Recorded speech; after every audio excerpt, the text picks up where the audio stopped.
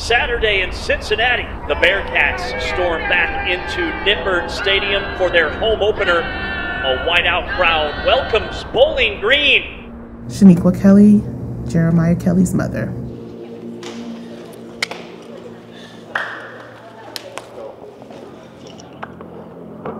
Jeremiah was just always a positive, loving, goofy, intelligent person. He was a ray of light. Hi, honey. How you doing? Good to see you. Jeremiah, man, he is such a special person. Jeremiah was just, if I had to just sum it up in one word, light.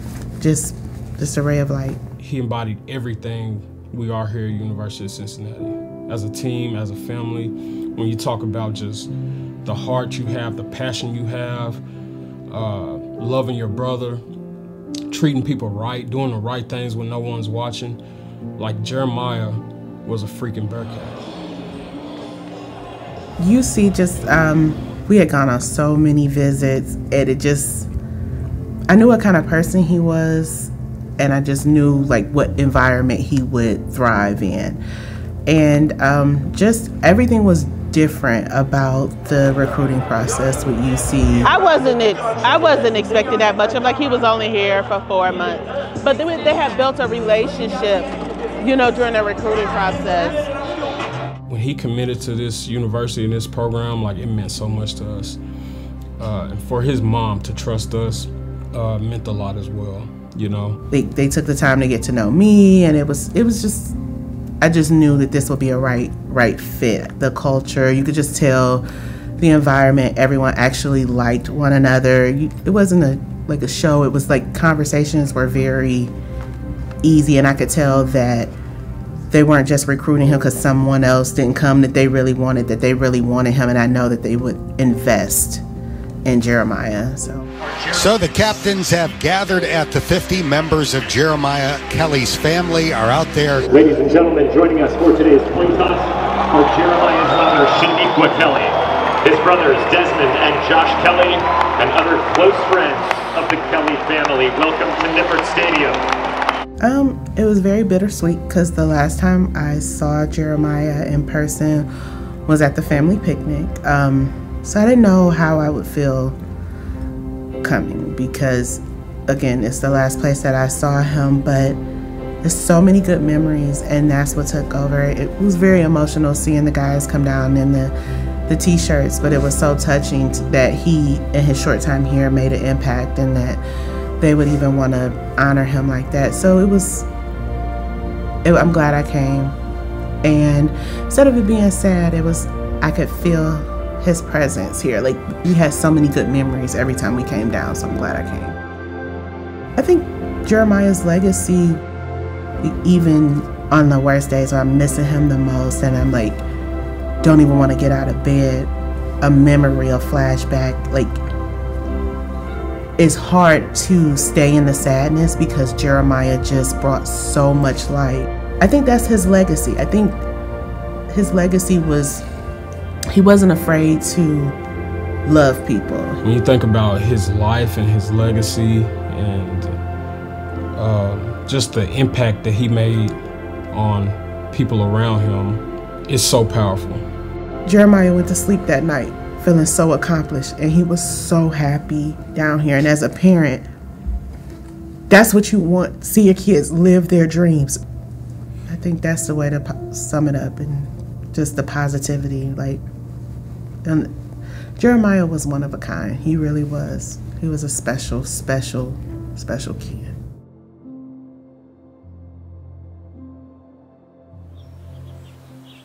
It's the season opener for Cincinnati here at home. It's their home opener.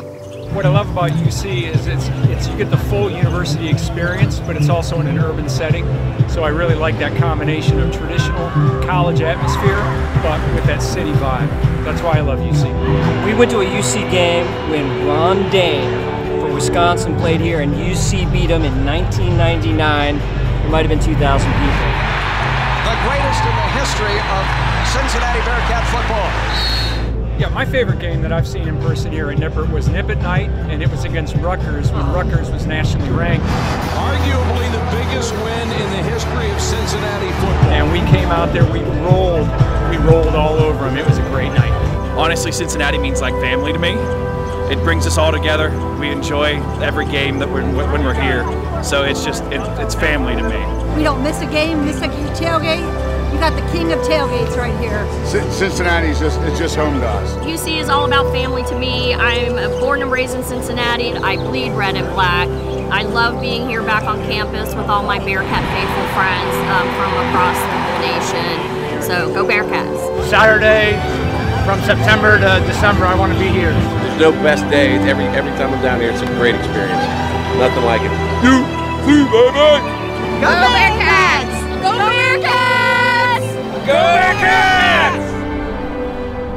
And this is like a roster that I think has been better than people gave them credit for. When I was doing that, best GMs in college football list, like talking to all these different people, GMs, sources, things like that, they brought up Cincinnati and their GM, Zach Grant, over and over again. I'm like, hey, I promise you they do a really good job of evaluating, scouting, getting on guys early, bringing in good talent, and that they have built a very talented roster. They have done a very good job, and I think you've seen that. Trayvon Golick-Lard from Las Vegas, Nevada.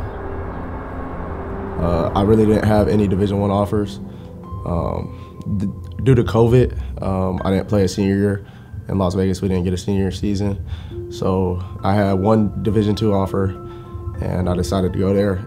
I think Trey is one of my favorite evals ever.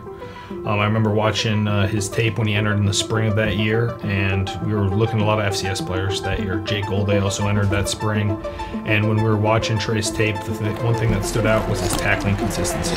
He was at Southern Utah at the time. He played 2 Power 4 opponents that year, BYU and Arizona State, and he played extremely well in both those games. I had a pretty good year at Southern Utah. I transferred again into the transfer portal and ended up at Cincinnati.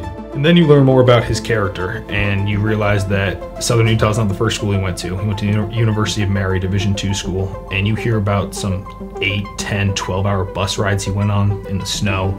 You hear about his love for football and how he'll do anything. When I entered my name in the transfer portal, the first school to reach out was Cincinnati. Jack Griffith, Zach Grant, they were blowing my phone up. Once I got on the phone with them, I realized like Cincinnati, it felt different than any other school that was reaching out to me, that was contacting me. I'd say in terms of actually communicating with the players, I think the biggest thing is, one, we watch the player as a staff, whether it's a position coach, coordinator, head coach, and once we think he's good enough, then it's starting to dig into his background. So that's talking to high school coach, the player himself, family members.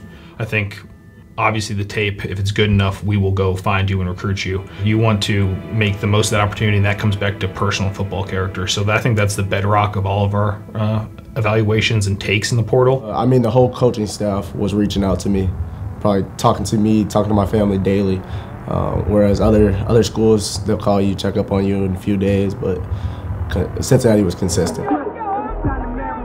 Coach Veit was a big reason that I came here. Just his involvement in my recruiting process. Like the other visits I took, no defense coordinator picked me up from the airport. Coach Veit was the first one. I stepped off the plane, and he was at the airport waiting for me. So we're just family here. We're together all the time. They allow me to be me. I know a lot of schools, you have to be a robot and you have to do this. Whereas here, you can be yourself and you're accepted, Xavier's probably the most interesting eval I've ever had. Well-traveled, been a few places, and he played quarterback most of his career. My football journey started actually at UNC Charlotte. I played quarterback my whole life leading up to that point. I transferred to UCF, playing quarterback there at the time. And then after my fall semester there, I actually switched to safety for that spring. Started playing safety, really enjoyed it. And then I ended up transferring again to Middle Tennessee, but as a quarterback. So started back playing quarterback for a while, and then middle of the season, we had a bunch of DBs get hurt. So I just switched back to safety. Had a really good year at safety. I think I played 9 games there. From there, I ended up transferring again, and then that's when I got in the portal. Cincinnati hit me up. I think they were the first, I think Cincinnati was the first school to actually hit me up. Pretty much, I mean, I took my visit here, and I fell in love with it, and yeah. He came in immediately and felt at home. One of the best recruiting visits we've been on. He brought his 2 sisters, and we had a great time that weekend. And it's been a perfect fit. He is a leader every single day, and those are the kind of stories I like. Both Trey and X, they've been through adversity, and that's how you become a good football player. I think just everything about recruiting in general. I mean, like, it really gave family. Like, I was talking to Sorsby while I was in the portal. Like, he texted me, and like, obviously with me playing quarterback before, like, we had that in common. So he was texting me, he was talking to me, you know, the coaches as well. But it gave like a real, I just felt the family like atmosphere of Cincinnati while I was in the portal. So on a normal day, after we're done at the facility, DBs usually go get food or do something. Well, right now we're gonna go get acai bowls.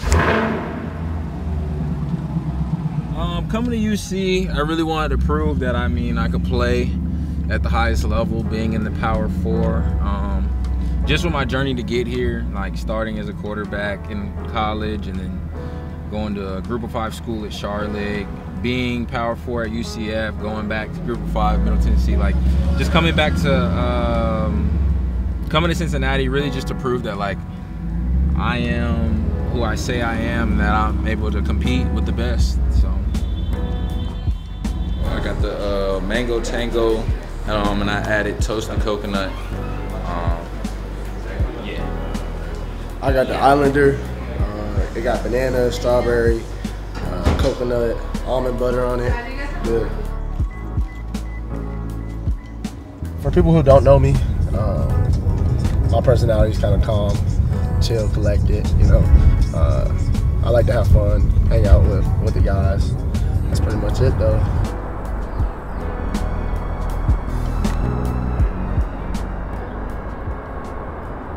From an identification standpoint, we're going to utilize our resources the best we can, those resources available to us, and be really consistent over a long period of time. We feel like if we do that, we're not going to miss anybody, and we're going to be able to maximize everything we have, all of the human capital we have in the building, all of the skill sets, all of the talent, to be able to go out and find the best players possible. We incorporate the coaches into that aspect of the evaluation, all the way from the position coach to the head coach, to make sure everybody's aligned on the player and how they fit for us.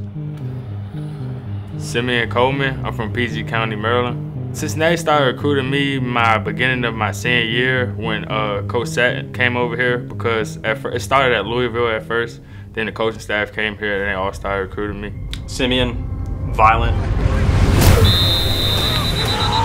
instinctive,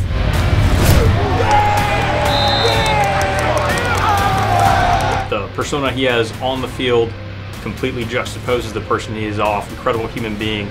His process really started as a sophomore. He had as good a sophomore tape as you can possibly put together for what you're looking for in a linebacker. And clearly that translated to the player he's become for us. What really separated Cincinnati was like just the family aspect of everybody. I felt like they really cared more, like especially like Cass. Instead of him just talking to me every day, he made sure to check in. He was calling my mom and the rest of my family to see how they was doing, also on top of talking to me.